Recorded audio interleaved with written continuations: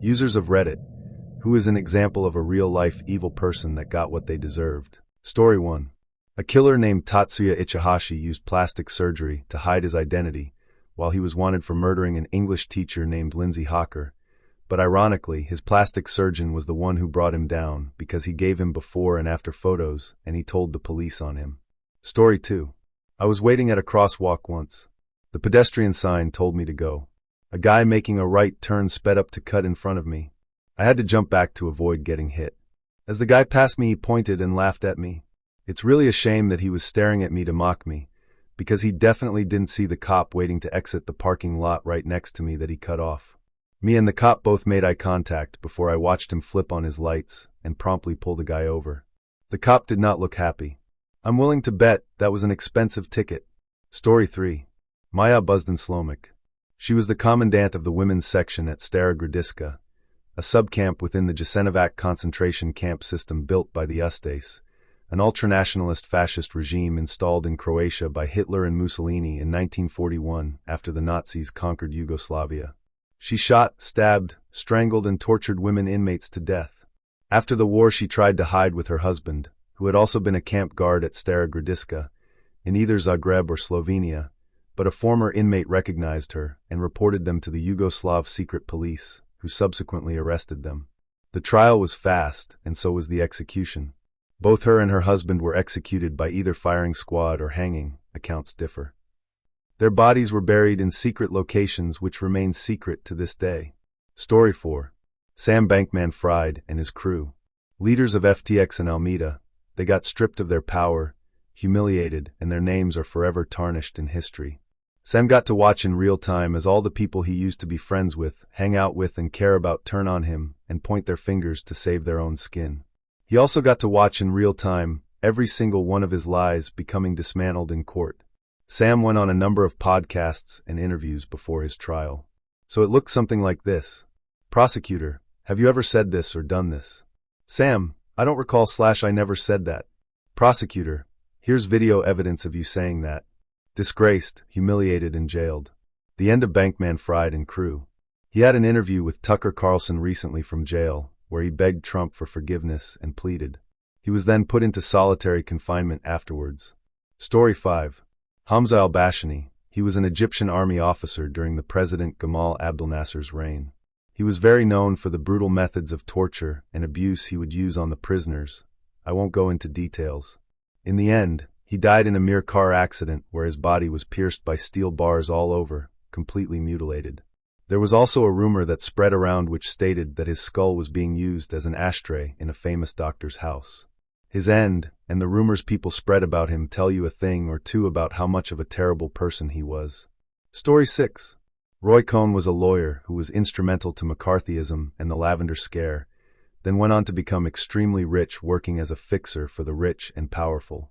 He worked for Donald Trump in the 1970s, introduced Rupert Murdoch to Ronald Reagan, and was indicted multiple times for crimes like extortion and blackmail, although nothing ever stuck. There's a very direct line from Cohn to the modern Republican Party.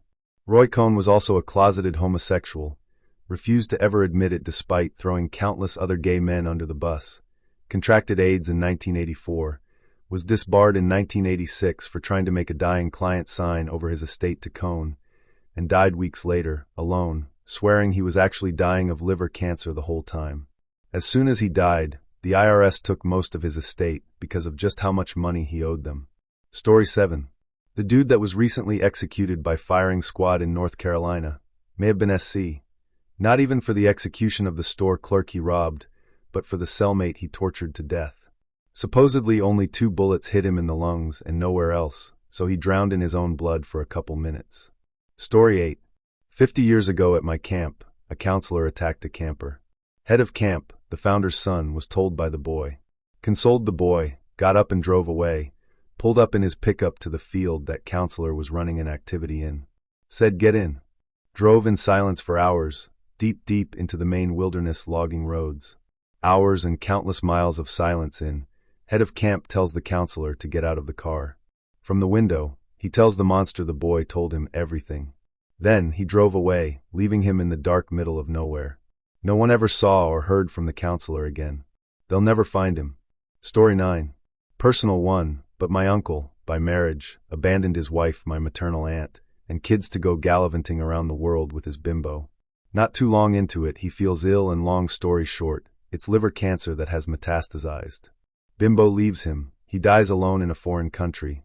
No one came to be with him in the end. And if you think it's harsh to say he deserved it for that, he also gave my Aunt Hep C, which caused her to die young and leave their kids orphaned. Story 10. I feel like I should put a warning, so here it is: warning. This post involves animal cruelty and death upon both animals and a person. I feel bad for saying this is what they deserve, but in elementary school I knew someone who lived to squeeze animals to death. And I don't mean I knew them as if we were friends, I mean I knew them as in I heard horrific stories about them. Now this person grew up going to the same schools as me, and throughout all of school, they were still obsessed with killing animals in the most horrific ways.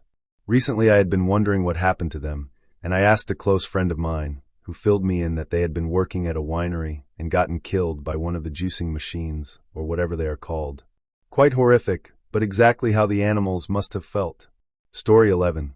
The guy that attacked and killed a little girl named Katie Coleman. He was in jail when her cousin was sent there, and he carved Katie's revenge on the guy's forehead.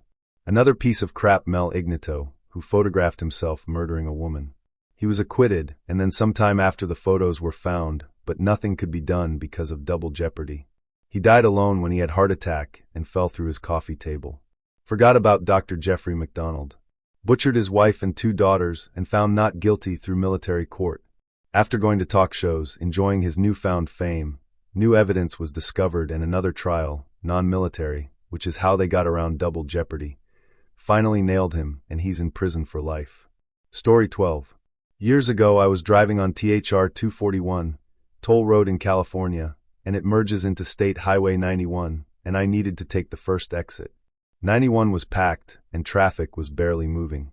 I turned on my signal and moved patiently through 4 lanes while waving to the nice people who let me change lanes.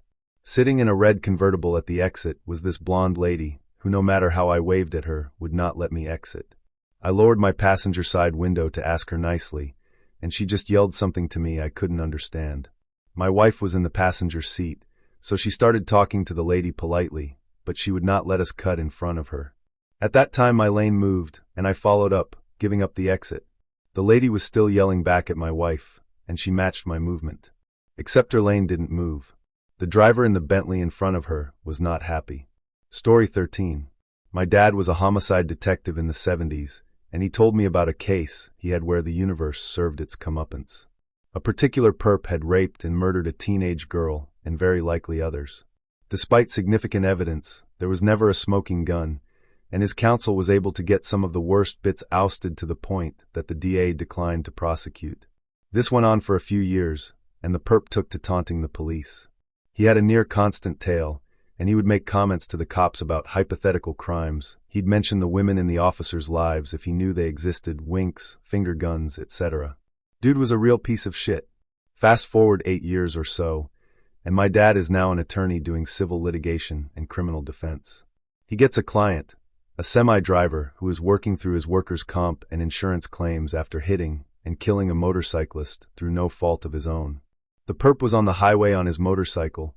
This bike also played a role in the murders, I believe, but I don't remember what. He lost control somehow and went right under the truck. I don't remember specifics, but the general gist was that there was very little of him that wasn't smushed. The truck driver was absolutely distraught over this, of course, and was really struggling with the fact that he killed a person. Partway through the case, the driver called my dad to tell him that something strange had been happening. He had received multiple anonymous deliveries of expensive bottles of scotch and other such things on his doorstep. Apparently, word had gotten out to the police force, and the detectives who worked on the case, along with the retired police chief, were sending the driver thank you presents for finally eliminating this monster from the planet. Story 14. My childhood bully. Throughout my kindergarten and elementary school years, there was this kid named Tyler who bullied me relentlessly. He kept getting into trouble, but not enough to actually get him to stop. Then my first elementary school closed down, and I had my last 2 years at a different school. At this new school, Tyler threatened to beat me up when we encountered each other in the bathroom. I reported what had happened to a teacher, who promptly got the principal involved. Tyler got into such deep trouble from the principal that he was pulled from regular classes and never said a word to me ever again. He eventually got expelled for some other reason that I don't know about. Last I heard from a friend of mine who was a former friend of his, he got arrested for threatening someone with a knife, never finished high school because he kept getting expelled, and is now an addict. Story 15. In high school there was this track player who regularly picked on a kid with autism. The kid/mom had spent months trying to get the school to investigate, but this dude basically had a scholarship and was basically their darling. Well, the kid with autism had an uncle who was a member of some kind white supremacist biker gang. They tracked down this track star after school, then chased him into an alley where they busted his skull open with a bike chain and had broken his knee with a baseball bat. By the time they could help him, the bikers were out of the city and on their way to another state. Since he couldn't participate in track anymore, his track scholarship was revoked. Story 16. That happened about 15 years ago. A guy notorious drinker. The type of person that beats his wife and kids disappeared one day. He was an unemployed bricklayer always drunk and looking for trouble. When he got home, he was either drinking or beating his wife or kids, to a point where they had broken bones. The wasn't very well educated and has been a housewife since she was 23 years old. So no education, no jobs on her resume, and 2 kids to take care of, so she had no chance to get away from. She was also in this kind of acceptance state where she thought that will be the only guy who would take her. Her dad, an ex-Balkan War veteran, was in a caretaking facility around 25 or 30 minutes away from where she lived with her husband.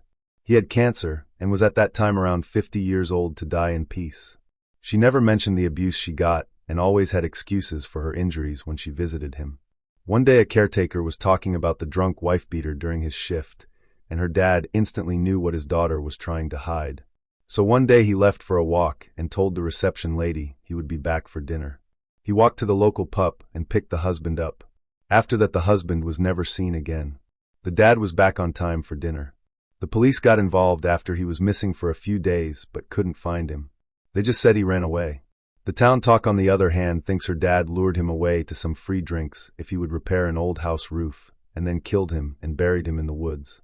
But no one really knows because no one was really looking for him. Some believe he is buried near an old water well deep in the woods. She met a new guy that took care of her, and the kids. The dad passed away a couple of months ago. Story 17. Jake Patterson, a criminal in Wisconsin who kidnapped Jamie Kloss, a teenager in Barron County, Wisconsin, for 88 days from October 15, 2018 to January 10, 2019 in Gordon, up in Douglas County, Wisconsin. Jake Patterson broke into the Kloss home, shot both Jamie's parents dead in the middle of the night, and kidnapped Jamie Kloss. Patterson would hide Kloss under his bed in his cabin in Gordon, surrounded by heavy bins, and once hit Jamie Kloss really hard with a curtain rod. Jake Patterson would later be sentenced life in prison without the possibility of parole. He was also registered as a sex offender. Before the kidnapping, he saw Jamie Kloss get on her school bus, and he knew she was the girl I wanted to take. Story 18. I was pretty young and naive, and a colleague took me to this mega church, and the pastor was an engaging speaker in his 80s kid skateboarder gear and guitar music, and it seemed exciting, but he made my spidey sense tingle. It felt like such a cult of personality. He starts going on about how Judaism is a religion of laws and Christianity a religion of love, and it really bothered me. Jesus came to save us from this mean, vengeful God who won't let they eat a ham sandwich. I look it up, and that's literally his whole shtick. His book is The End of Religion, on the same thesis. I write him an email that I don't think it's right of him to define his beliefs based on what he has decided others believe. My family is Jewish, and he could ask Jewish people what the law means to them. Jewish people are a tiny, persecuted majority, and claiming to speak for them about what they believe to his 5,000 followers every week is unfair, and what he was saying about them was even hateful. It was just an email, but it felt better to get it off my chest, and I never went back. Well, I get this foaming at the mouth, furious response from himself. I've delivered this message to tens of thousands of good Christians, and no one, yet except you, has had a problem, so obviously you're the problem. And he made it very clear that I was just some stupid little girl who had no business daring to address this massively holy, successful, important man of God without the due respect. I was furious but didn't have any idea what to do, so I just shelved the email. But then it came out into the public that he'd had multiple abusive and adulterous affairs with congregants and staff members of the church, and according to his wiki, he's been defrocked. 4 named pastors and additional unnamed staff have been charged with sexual misconduct, and the whole mega-church has been shut down. Story 19. Years ago, I went to a lecture by a former World War II soldier who liberated a concentration camp. One of the slides he showed was the former commander of the camp, who he described as one of the most arrogant and evil sons of bitches he'd ever met. He then mentioned that was the last known photo of the commander, as shortly after it was snapped someone took him out back behind a train, and that was the last of him. Which, to a 19-year-old kid listening to what I assumed would a fairly dry history lecture, hearing an 80-year-old man openly talk about executing particularly evil prisoner was a bit startling. He also talked about how they became so desensitized to death and violence to a degree most civilians wouldn't understand. There was a German head that had become decapitated during an artillery bombardment. They passed it every day going out on patrol, and it was sitting upright in such a way they would talk to it as they walked past. One day, one of the U.S. soldiers decided it would be funny to kick it at another solider, who then kicked it back, and pretty soon his squad was playing soccer with a human head. It was a fascinating lecture by a man who was nearing the end of his life and gave no about being brutally honest about how ugly war is. Story 20. Rose West was almost able to get away with all of her horrific crimes, apparently getting her husband and serial killing partner to kill himself in prison so that he could take all the blame with him to the grave as she lied and practically forced the police into a plea deal for her to lie and make up a sob story about Fred being abusive towards her. Then it turned out that in a fit of jealousy, she murdered her stepdaughter from Fred's first marriage, right after taking the kid to visit Fred while he was in prison for a previous assault charge. The police could then prove she lied in her plea deal, and she's now serving multiple life sentences. And to further prove how she was given a whole life tariff. She's expressly banned from even entertaining the notion of parole and has been ordered to die in prison. Story 21. My ex-wife made a false claim and got the SWAT team called to my house less than a week after my dad passed away in a car accident, then caught her cheating 6 months later. While moving out, she purposely left the burner phone she had been using, so I'd see all the sexting between her and the guy. Couple years after she started drinking heavily and popping pills. Ended up running over some poor dude in a bicycle he lived, and was so messed up she didn't even know she ran him over. Ended up getting 5 years in prison. Then she got out for a few years and went back in for 2 more for a parole violation, alcohol again. The smile that came across my face when I found out she was going to prison was one of the happiest moments of my life. She was that bombshell 10, and her pretty privilege didn't work for once in her life. Story 22. When I was an apprentice, a chancer parked in the training center car park, stole a laptop, expensive kit back then, and as he was leaving went the wrong way and was spotted by the 2 tutors in the workshop. They followed him outside. He drove into them, including holding on the handbrake and spinning the tires on one of the tutors, killing him. He was such a nice bloke. Always a joy to talk to. The guy who did it ran off to Ireland. He was eventually caught. But by the time he was caught, he was a quadriplegic in a wheelchair following a motorbike accident. Still got a prison sentence. Good. Story 23. I had a friend, let's call him Brian, who was part of a mutual friends group, but I was relatively new to that group and made friends with a few people, including a girl. Now Brain spread lies to the whole group, saying that I was in love with the girl, and I called her ugly, and a lot of other stuff that you shouldn't say about a woman. And the others bought they story even after Brain personally told me he just did it. A few weeks went by, and the group of friends just stopped talking to me. Last week I found out Brain had a girlfriend who left him, and now Brian is heartbroken and extremely depressed. I'd say he got what was coming for him. Story 24. Kenneth Rex McElroy, a truly deplorable human. He raped a 13-year-old repeatedly, shot her parents' dog, and burned their house down. Twice. He shot multiple people and terrorized an entire town for years. He shot a beloved local grocer in the neck. They survived to testify, and though charged was permitted bail. One day he decided to go to local bar with a rifle and a bayonet and proceeded to tell everyone what he was going to do the grocer. The townspeople had enough. While he was sitting in his truck with his wife, the 13-year-old he repeatedly attacked. He forced her to marry him at 16, so he couldn't be arrested for statutory rape. A crowd of just under 50 people gathered around and shots rang out. He was hit twice and died. Despite the multitude of witnesses, nobody, including his wife, provided any testimony as to who the shooters were. Story 25. I have an extended family member, I can't remember if he's a second cousin or cousin once removed, who was arrested for molesting children. His parents posted bail, and he fled the country to Mexico, where he had been a Mormon missionary and had contacts. He got a ton of plastic surgery, got fake documents, crossed the southern border, and moved around for a bit before ending up in a state on the Canadian border. Starts going to church again, is dating a single mom, volunteers with kids all the time. One day a kid spills some juice on his suit, and he takes it to get dry cleaned. Only he left his wallet in the suit, and the dry cleaner pulls the wallet out, and like 6 IDs come tumbling out of it. All the same guy but with different names and from different states.